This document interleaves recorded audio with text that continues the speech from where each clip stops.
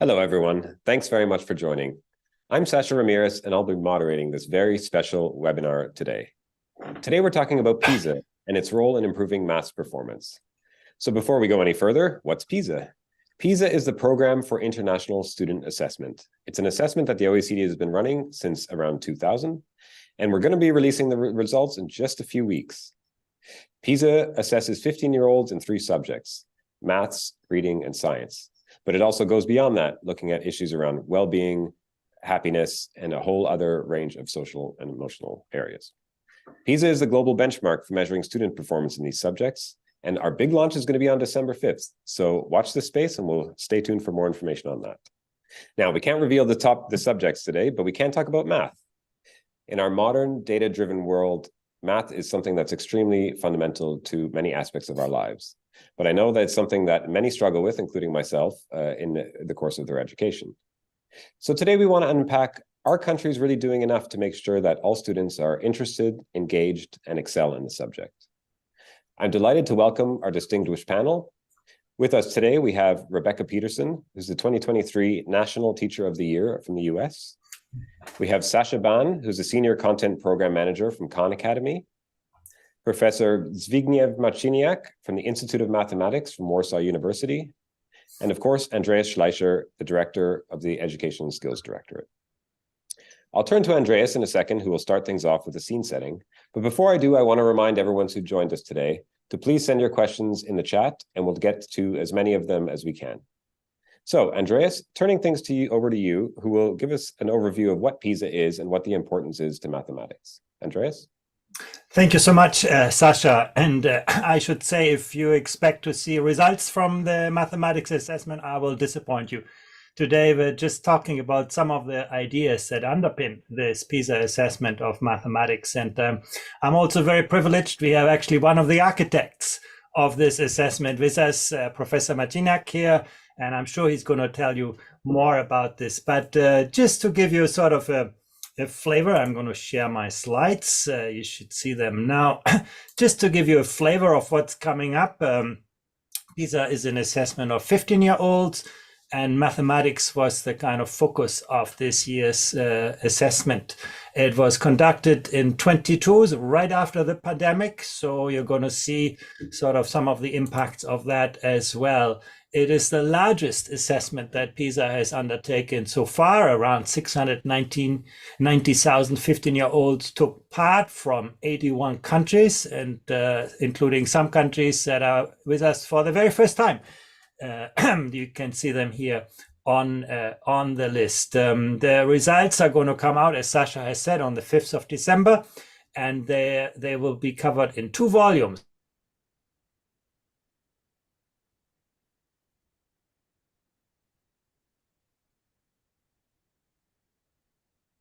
Thanks. It sounds like we're having just a bit of a technical difficulty from Andreas. So maybe just to jump in, we'll be releasing the results from PISA on December 5th at 11 o'clock. They'll be releasing 2 volumes. The first volume will be looking at the state of learning and equity in education.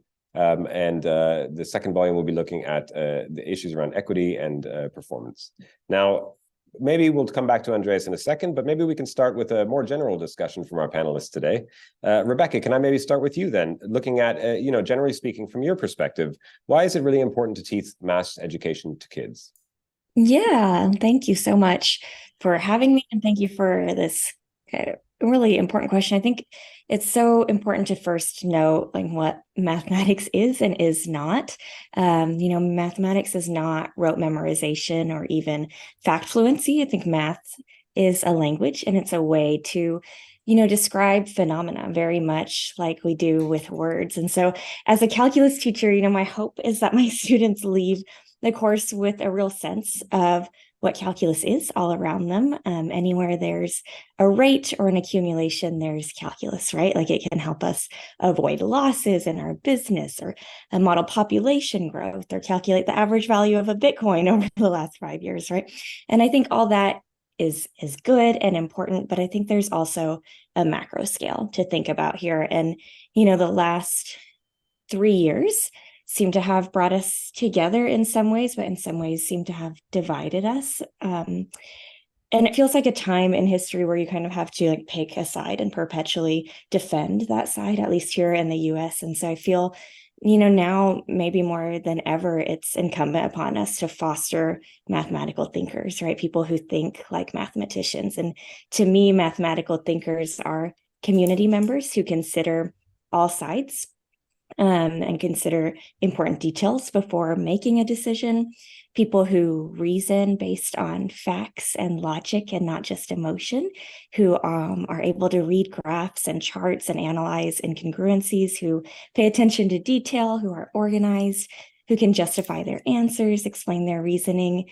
Math is often trimmed down to rote memorization, abstract formulas, but as a math teacher, I can say that math is so beautiful and requires a great deal of creativity, collaboration, community. And I think democracy hinges on fostering mathematical thinkers, and that's a responsibility I take very seriously and take with a lot of joy.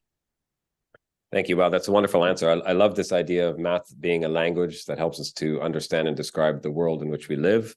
And that, it's more important than ever before to foster these mathematical thinkers, going beyond engagement in mathematics themselves, but as participants in democratic system and as citizens of the world. And so how do you see, math education changing from your perspective to kind of meet that changing demand or those changing needs in society as well?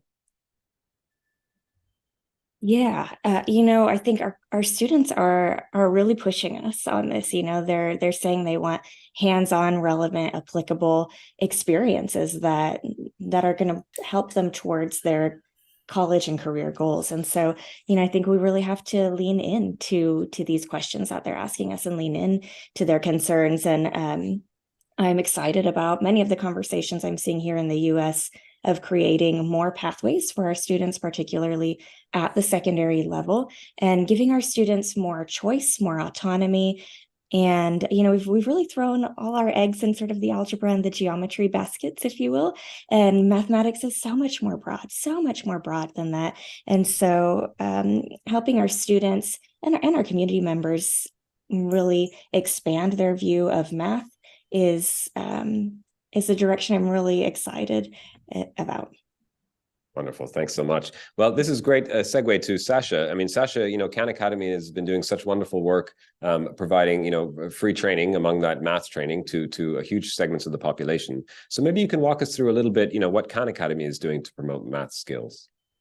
Sure. So at Khan Academy, we really got our start with math back in the mid-2000s. And that has really been at the core of our content that we support.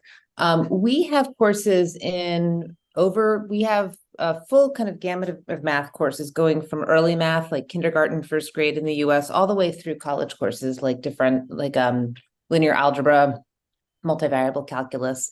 And we offer both for educators who want to use our resources as a supplement in their classroom, as well as for people who are lifelong learners, simply curious, the ability to access all of our resources free of charge.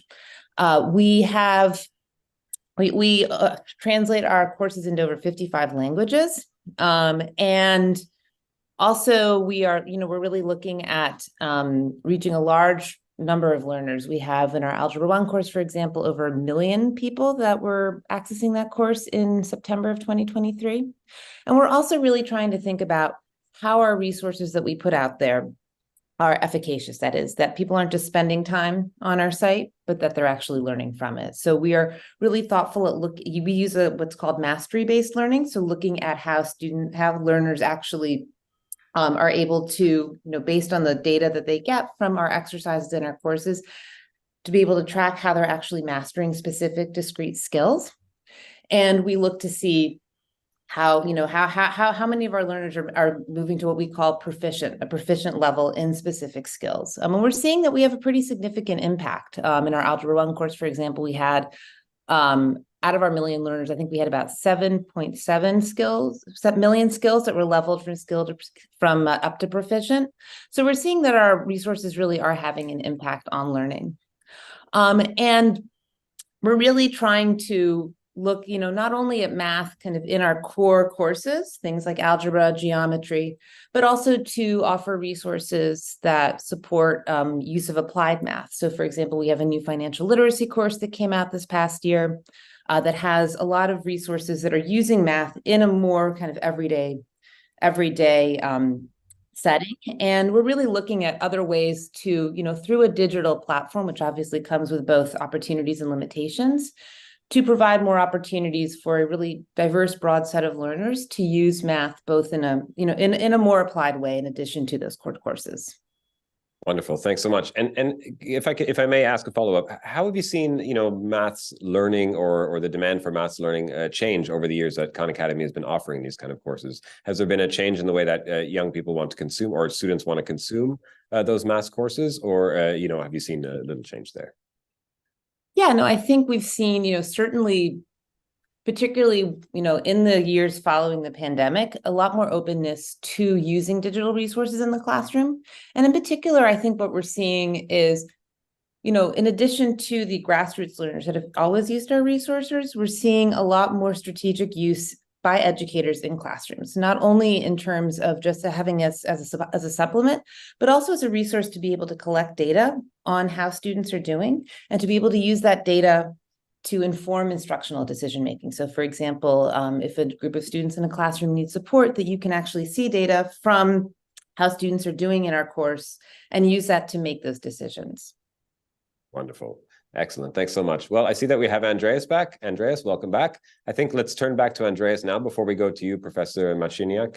Andreas, please feel free to continue on with your presentation. Thanks. Yeah, my sincere apologies. And I don't even know where exactly I lost you, but I will start with the mathematics framework, really, just to talk about a little bit about the ideas that underpin. Basically, this concept of, can you reason? Can you think like a mathematician? That's very much at the heart of the assessment. It involves evaluating situation, selecting the right mathematical approaches. Now, often you find a situation in real life and nobody will tell you, is this a problem that you solve with algebraic tools, geometric tools? No?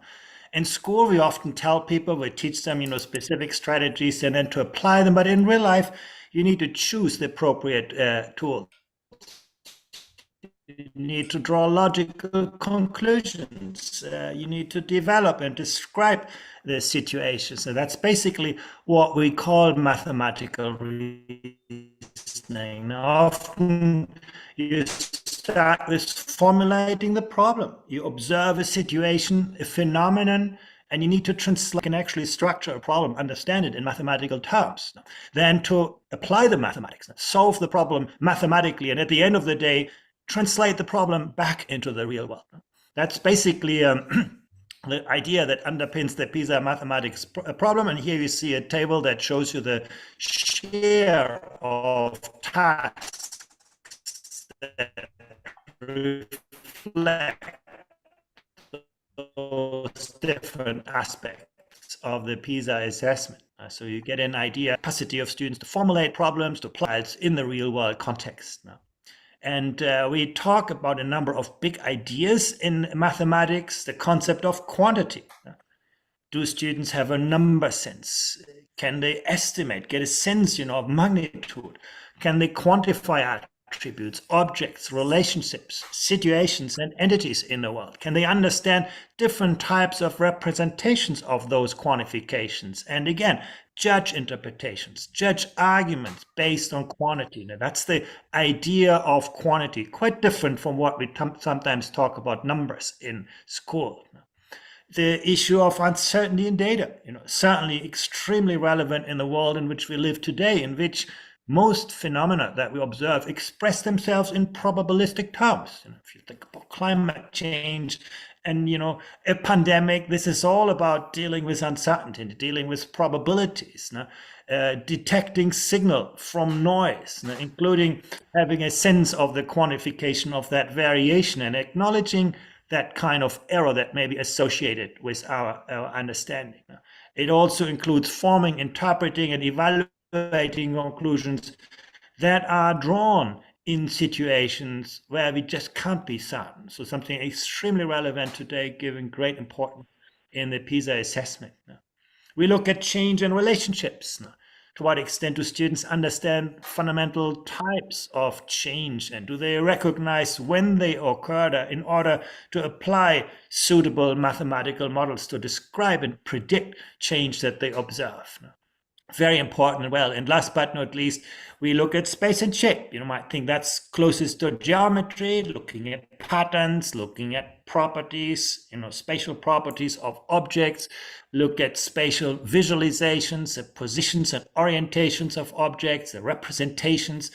It's about decoding and also encoding of visual information, and about navigating with real shapes and representations. Now, those are the kind of ideas that the problems are presented in the PISA context. Now, we look at contexts that represent personal, things that students will find in their own life, in the world of work, in society, and in scientific contexts. Now, and we also capture, what people often denote as 21st century skills. Can students think critically in the field of mathematics? Can they find creative solutions? Now, do they have research and inquiry skills? Now, again, thinking like a mathematician, just as opposed to applying formulas and equations. Now, do they take initiative? Do they persist? When they fail, do they retry? Now, can they use information? Can they think in terms of systems? And finally, can they communicate the results that they have? That's basically the idea of the PISA mathematics assessment, and let's continue our discussion on that basis. Wonderful. Thanks so much, Andreas. I think one of the interesting themes that is coming out so far is that, it's important to go beyond just math as a framework or the application of calculus and algebra, but actually applying it to the real world, and a world that is increasingly complex, data-driven, where people have to understand overlapping and complex sources of information. So in that context, Professor Marciniak, is this a lifelong learning exercise? I mean, when should we be teaching math until? Is it something that we should be teaching math, compulsory until 16 or 18, or indeed at another age? Well, we should teach the method of mathematics. And it's useful at any age. So if someone didn't get this method when he or she was at school, it's the highest time to do it now, because life became so complicated that you cannot go any longer without starting thinking like a mathematician.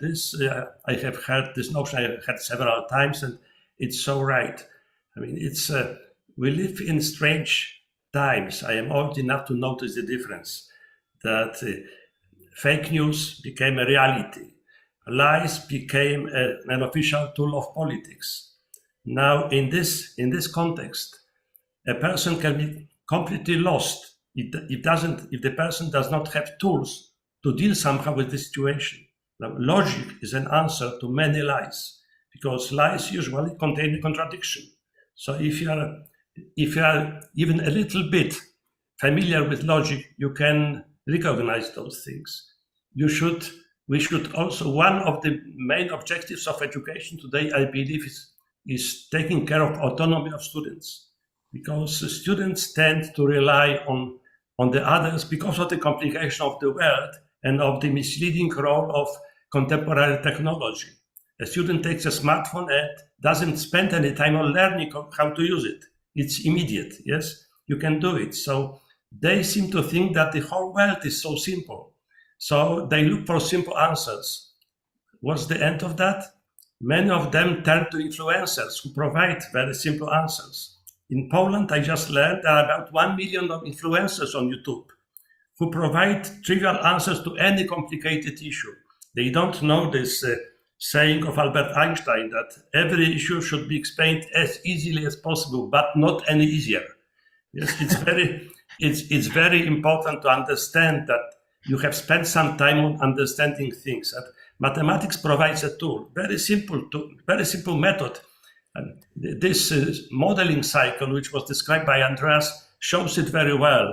Mathematics, I have my private definition of mathematics. Mathematics is a science about completely defined objects, whatever the objects are. So when you have a situation in real life, it's very, very complicated. Then you reduce it to a complete defined object. Then you can deal it with the method of mathematics and then go back to reality. But you have to do this And it's very important. Once you perform a mathematical reasoning, it's authority-free. You don't have to ask anyone at the end, was I right? And if you can prove you are right, you are the boss. This is very important for personal development.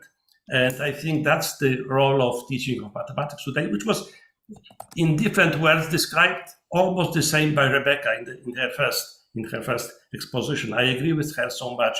And about Khan Academy, I must say you do a great work. My 5-year-old granddaughter who lives in the States watches your movies really like wild, finds them and uses them to enhance their understanding. Thank you. Wonderful. Thanks so much. So I want to turn back to Andreas in a second to get more of an understanding of how countries have been, implementing changes based on the PISA mass assessment. Before I do, I wanted to unpack a little bit more from you, Professor, how this has changed over time. I mean, you started off talking about, fake news and understanding competing sources of information in society, but that's always been there. But something that's changed, obviously, you touched on this, is the digital revolution. So how have you seen this in your own work at the university changing over time in terms of the way that you communicate about mathematics and try to get people to understand and engage with it? Well, I'm engaged in the professional training of teachers, so I talk to them about it.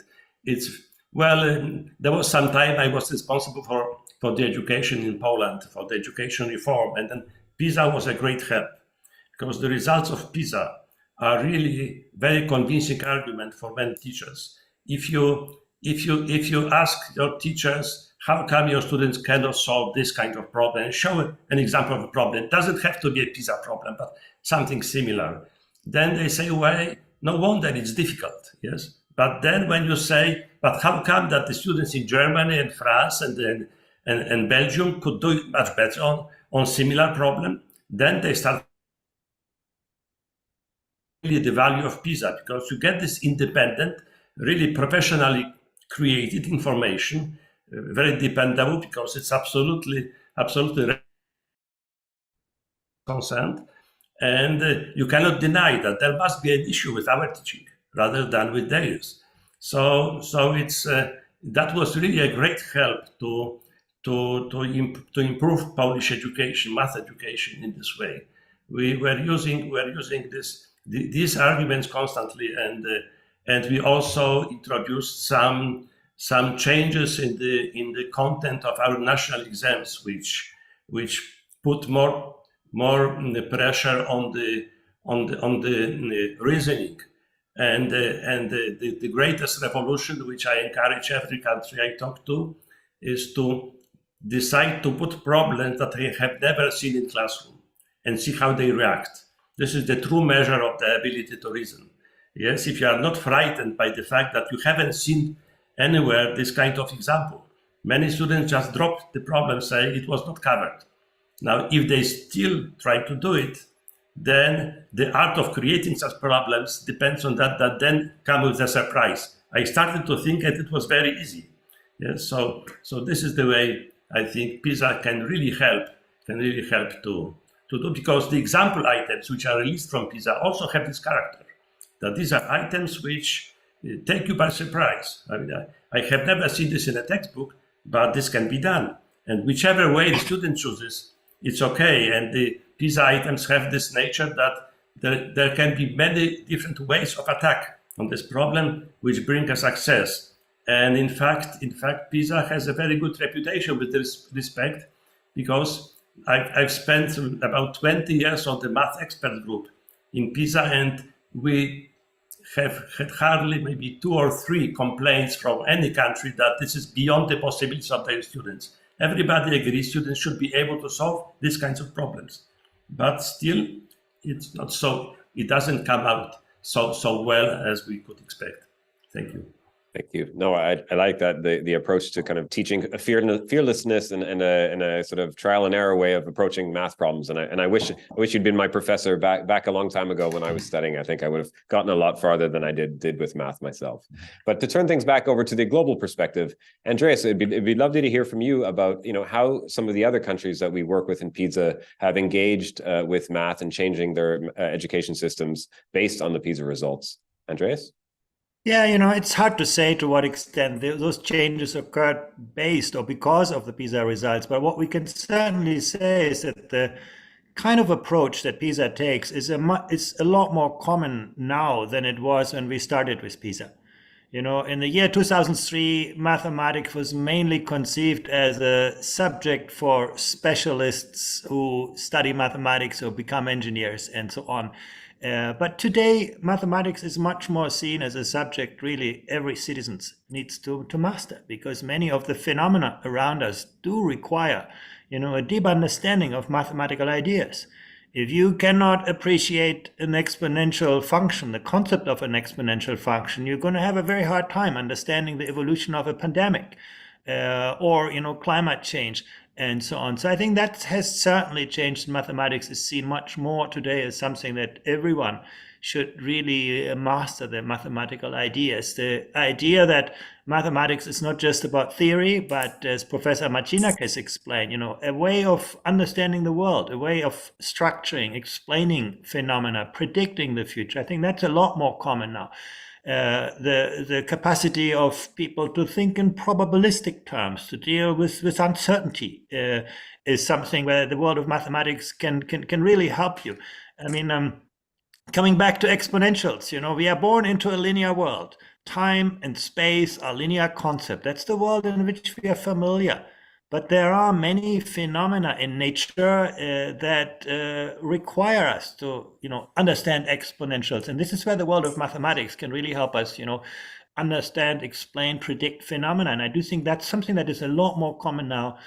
So the PISA approach to mathematics, the PISA framework, used to be quite contested in the early days, and Professor Marcinak will actually remember those days. Today, there is a very broad consensus around the world. As you can see, we have over 80 countries participating in this. I would say that most people would think that this is the right and most appropriate approach to conceptualize mathematics, to educate students in mathematical reasoning, and to assess. So in that sense, I think the world has changed and approaches to mathematics has changed. But I wouldn't go as far as saying that PISA has driven those changes. No? Certainly PISA was early on in this discussion, at the frontier in the early days of conceptualizing mathematics in this way, but in the past. Thanks very much, Andreas.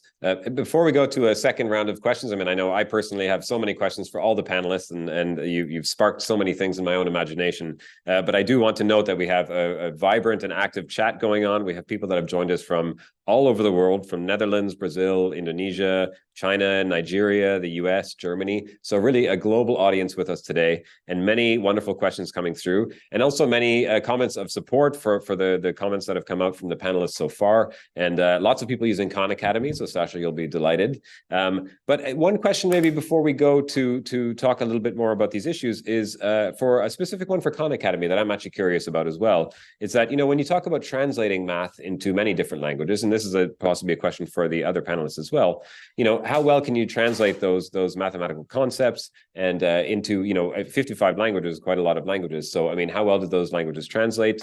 And there's also a specific question of, have you translated these into African languages as well? Sure, yeah. So in terms of our translation, we do have kind of a range. Our company is US based, and most of our content is originally created in the United States, but we do have a couple of teams, one in India, one in Brazil, that do create a lot of country specific content for those countries. It's aligned to their education or state ministries curriculum.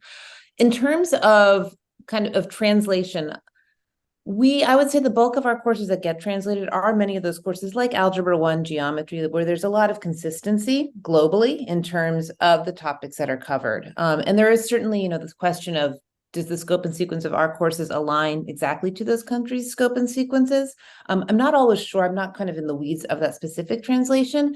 But the other thing that our teams do, which is really important, is also localization. So in addition to translating the actual language, they also will localize content to make sure it's relevant to the students in that country. So like a good example of that is here in the United States, we might have a math problem that, let's say in elementary school that involves apples. Our India team might take that same math problem and substitute mangoes for apples, because those are going to be fruits that students in that country are going to be familiar with. So we certainly also have, some of our languages, we really have full, robust courses. Others, they're a little bit in the earlier stage, but we are really excited about the opportunities to build out our international offerings and to really expand a lot of the great content that we have to make it available to more learners. In terms of African languages, I don't, off the top of my head, I would have to go back and check and see which languages we have. I believe we do have a couple. We're always, certainly we do have an international team. And oftentimes when we have organizations that are interested in translating our content, they will approach us. Sometimes it's, for example, a nonprofit in a given country, or another organization that's eager to use our resources. So that's certainly something, folks who have languages that are not yet represented for us, we're always open to talking to them and to potentially supporting them as well. Fantastic. And just to note for everyone that we will be sharing notes around after this meeting, together with a link to watch the video later. So Sasha, if you'd like to share with us a list of the countries that you're translating, or rather the languages, we'll be happy to circulate that around. So we've been talking a lot about technology so far, and the role of technology in sort of changing the way that we perceive the world, and also the way that we engage with math and other things. So Rebecca, I want to turn to you now and talk a little bit more, maybe ask a controversial question slightly, and that is, what do we really need math anymore if, anyone can just pick up a smartphone and look up an answer, or open up the Khan Academy page and ask someone else online for the answer to a math problem? Do we really need math in this kind of world? Well, yeah. And I think, there's still so many students are still so interested in math. I think particularly students who have been able to see early on that this is a way to describe the world around them.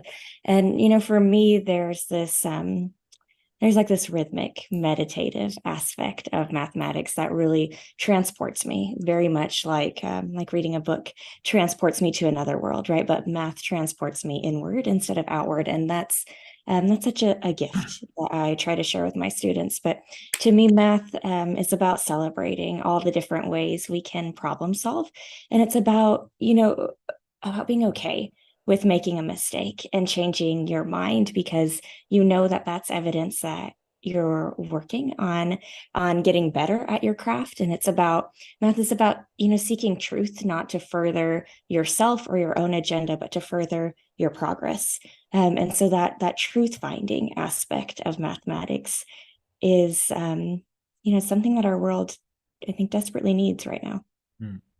Absolutely. And I have to say, we've had many comments saying that they love your perspective, and people saying that they really appreciate, your perspective as a math teacher, in terms of how you engage and how you talk about math being very intuitive. Let me ask a follow-up question then, and that's, how do you engage with the wider community in terms of conveying math? As a math teacher, how do you get the wider community interested in math in the way that you describe it? Yeah, I mean, that's something I'm still kind of working on. I can speak for the US at least, certainly a challenge we continue to face, a sort of like lack of public buy-in into the idea that everyone is a math person.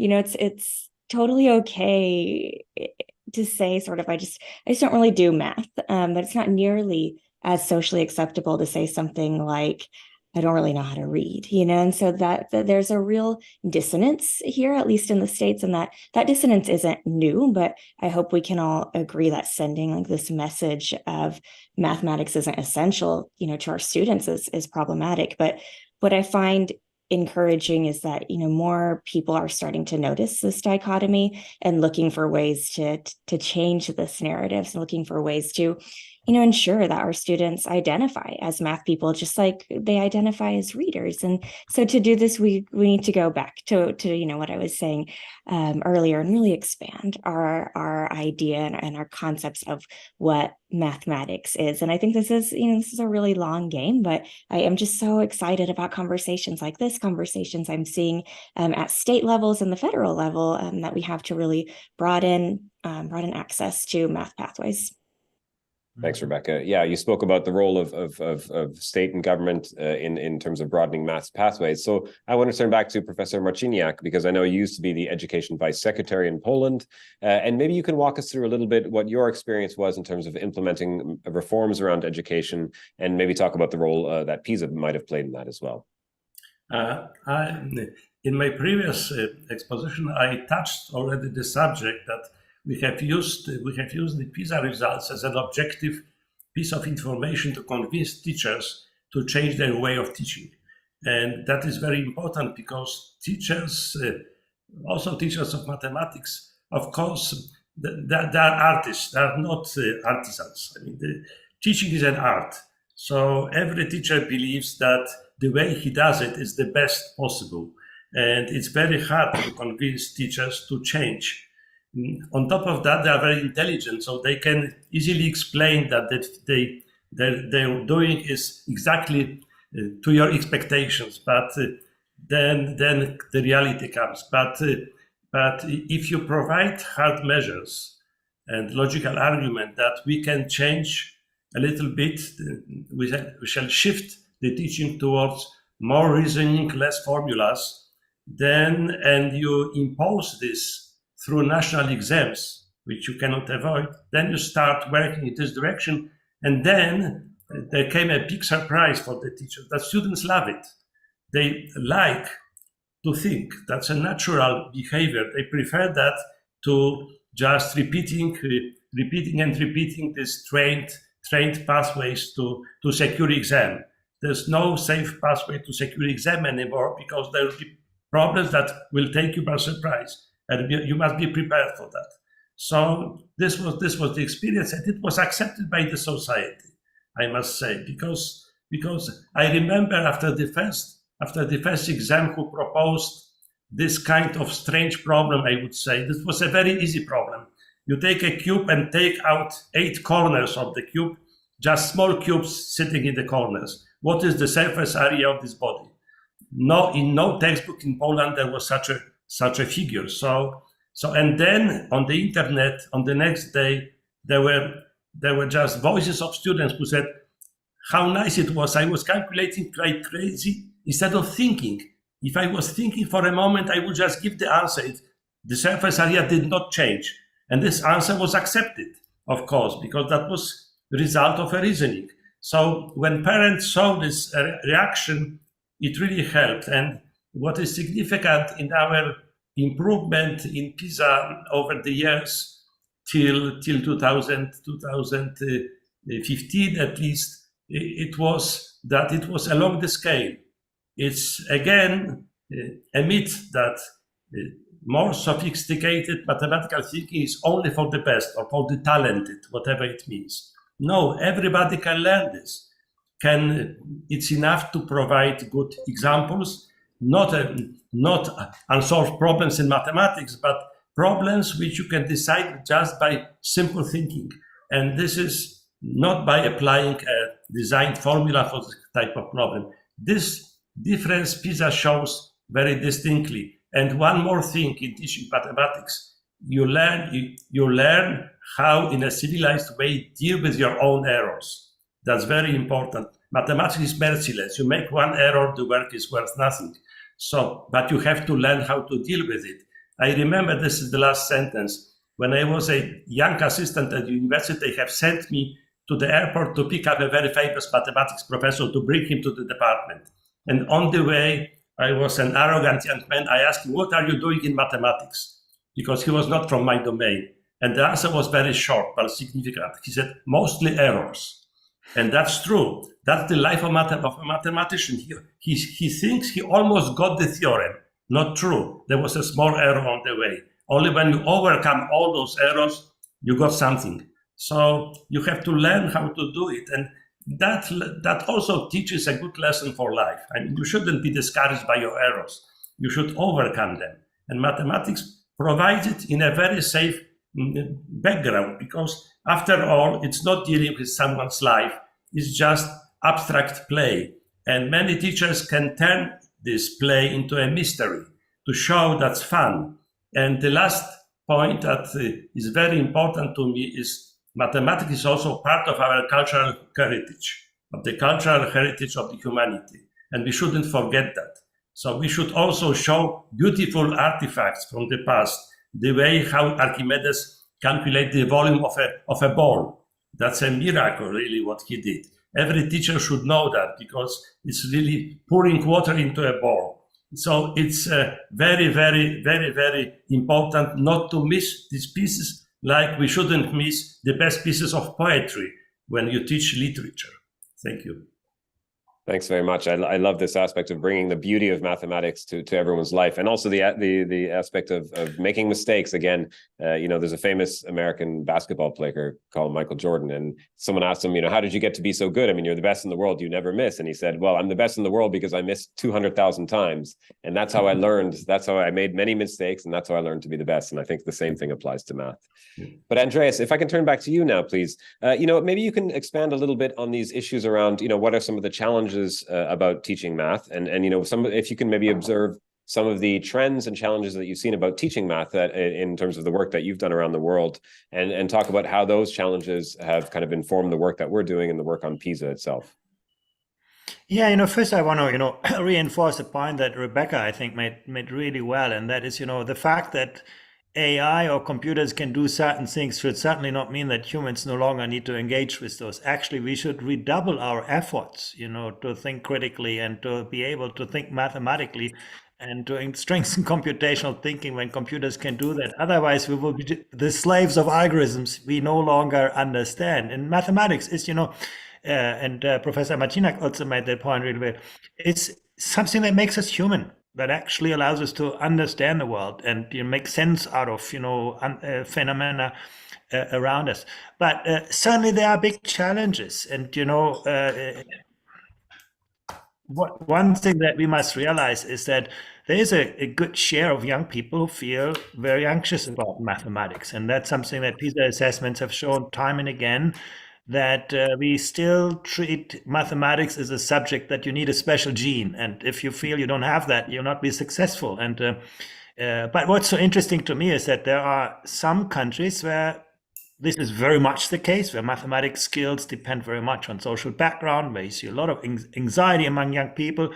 And you see other countries where actually those issues have been overcome, where students feel confident, where they feel that sense of ownership and growth mindset, that they can actually master those challenges, which really tells me, yes, there are big issues, but we can overcome them. And mathematics is really something that every child can succeed with. I was in 2012 when the region of Shanghai participated for the first time in PISA. We saw that the 10% of the most disadvantaged kids in the region of Shanghai had better mathematical skills than the 10% wealthiest in the United States. And that really shows you that poverty is not destiny, that it's actually something that we can all learn. What worries me these days in terms of teaching mathematics is that, and I'm a scientist by background, that we often teach mathematics like religion. We make young people believe in some, mathematical theorem, then we give them lots of exercises to practice, and at the end we test whether they have remembered the right answer. That actually has nothing to do with mathematics. Mathematics is about that reasoning process. It's about that process of finding the answers, and sort of we have made mathematics a subject that, just is convenient to teach, and it's that kind of mathematics that technology and AI will make completely irrelevant. In that sense, I'm worried. I think a lot of the teaching and learning of mathematics today is, making us second-class robots, not first-class humans. And I do. Well, I think the robots didn't like what Andreas was saying, so I think they might have cut him off there. So sorry, Andreas, we lost your feed for a second. But while the AI, I think you're back with us. Sorry, Andreas, we lost you for a second. But I think maybe I think I saw a lot of nodding when you were speaking, so I think all the panelists agree with you. And Rebecca, maybe I can jump to you then and see what you think about what Andreas was saying about math not being a religion, but rather being something that should be ingrained in kind of everyday life and in terms of the application to our own everyday experience. How does that resonate with you? And maybe you could reflect on that a little bit. Yeah, I mean, what everyone's saying is just, it resonates so deeply and is so beautiful. Again, this idea that this is our cultural heritage, what a beautiful way to frame it for our students, that this is a part of our DNA and a part of how we have progressed as human beings.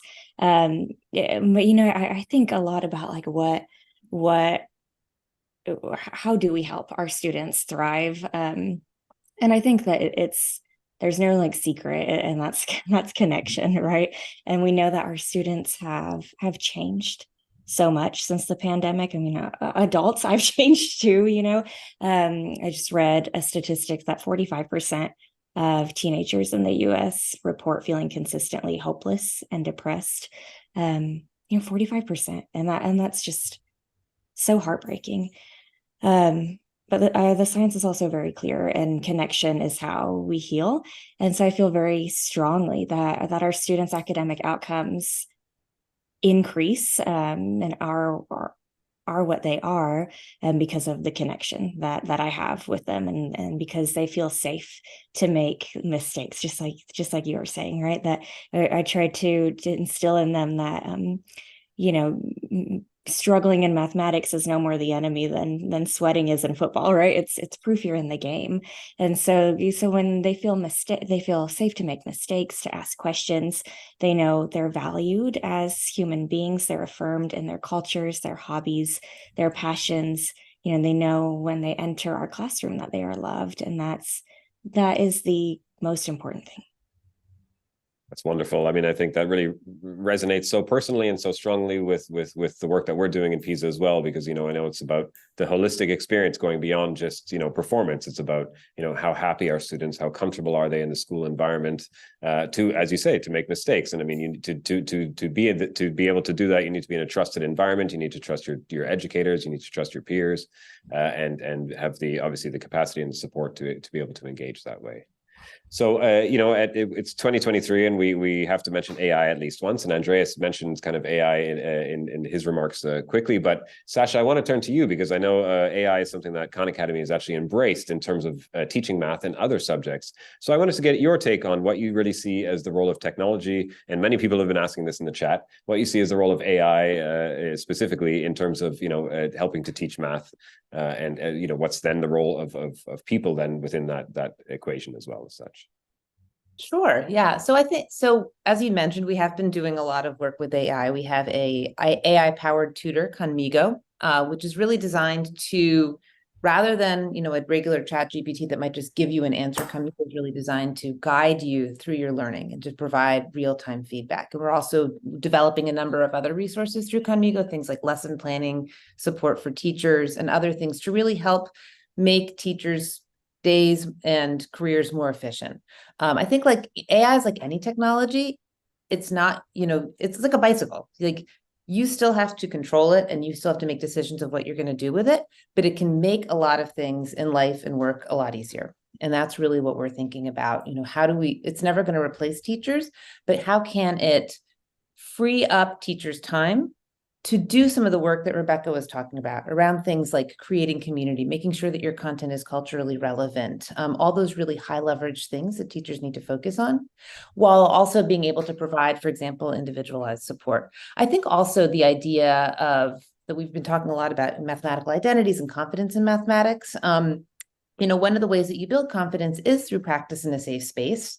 And oftentimes doing that practice in a digital space initially, where there's somebody, you're not necessarily getting feedback from other people, because that can feel kind of anxiety inducing. I think that's one tool in a toolkit to help students learn and to build their confidence. So yeah, we're really excited about the potential of AI. We've been really thoughtful about the need for guardrails to make sure that, especially, both within the legal framework of the US and other countries, as well as just, making sure that it is something that is really doing the right thing, and that we are really having that ethical, student-centered approach with our creation of AI resources. But there is, I think, a lot of potential to support learners and educators, with those resources. We're also really trying to think about, not just within math, but kind of more broadly how AI is used in education. So we've put out a new AI in education course, which has both learner and teacher-facing components, and some other resources around the safe and ethical use of technology. So really excited about the use of technology, but also really focused on having making sure that it's used for good and that it's used appropriately. Absolutely. So supplementing rather than supplanting the role of educators in education. And so, I know we've talked a lot about technology and about policy, but, Professor Marciniak, what is talking now about the role of teachers and about getting people interested and excited to actually teach about math? What do you see as being some of the ways that we are actually able to get, a vibrant community of math teachers to actually teach those subjects to young people today? Well, it's very, as one of my friends said, that despite the fact that we have more and more different kinds of tools to support education, the brain of the teacher is the basic one. And that's very true because, as I said earlier, teaching is an art.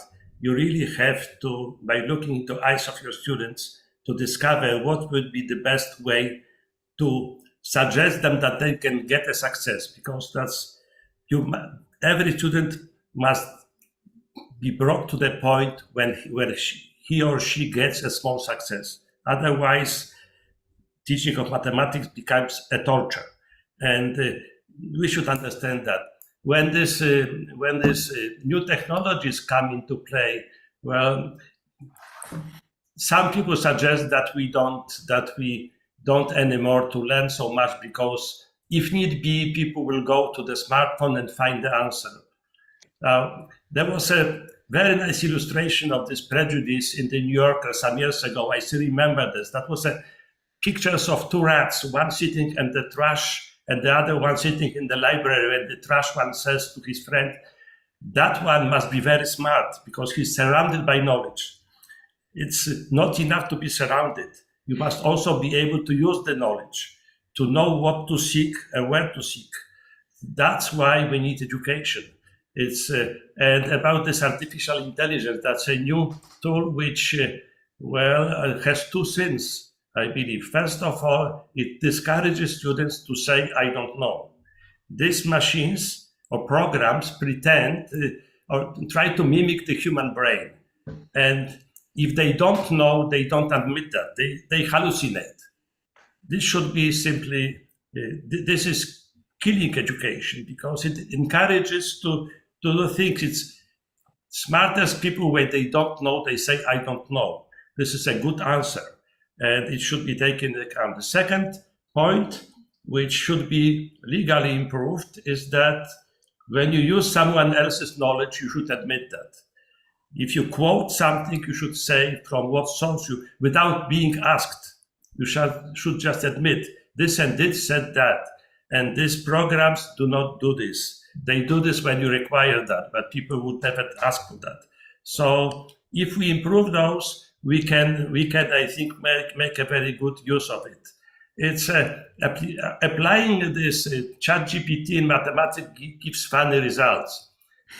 You can ask one question, if the computer finds a solution, provides a beautiful solution, of course, pretending it's a solution of the computer. But if cannot find it, gives as stupid answer as even can be. I mean, because twists slightly the language, because it's an adaptive program. And when you twist slightly the precise language of mathematics, you get complete absurd. And I've seen it so many times that I'm not worried about the immediate future of teaching mathematics, but of course the programmers will improve it with time. But still, there's two ethical issues. I mean, admitting that the program does not know and that's it, and also admitting that I took someone else's achievement and presented here. That's very crucial for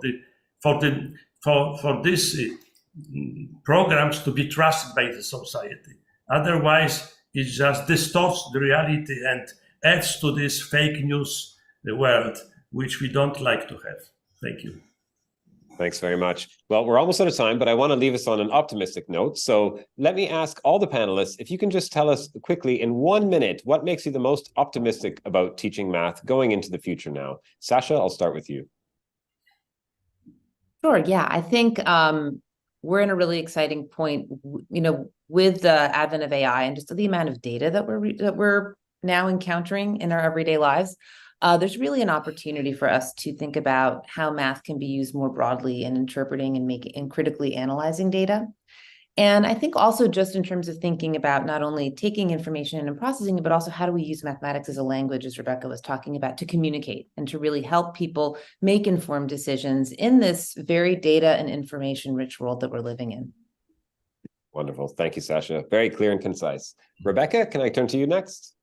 Yeah, piggybacking off that, Sasha, my students are what make me optimistic for the future of mathematics education. They are, they're such a curious and compassionate generation, and I think that is we need a lot more of that curiosity and compassion. And curiosity has been, what has historically propelled mathematics and propelled humanity forward. And so my students are what make me optimistic. Wonderful. Thank you, Rebecca. Zbigniew, over to you next. I would like to mention something which is related to PISA again. Namely, a few months ago, I've seen the publication of the International Commission of Mathematical Instruction. It's an international organization who produced a thick volume about the changes in math curricula around the world. And there's a section about the objectives of learning. And if you look at this chapter, you see so many quotes from the mathematical framework of the PISA study. It really confirms that even though probably OECD did not plan it this way, but this is the guiding light for the teaching of mathematics across the globe. That's a great success, and OECD should be congratulated because of that. Thank you. Thank you, Zbigniew. Andreas?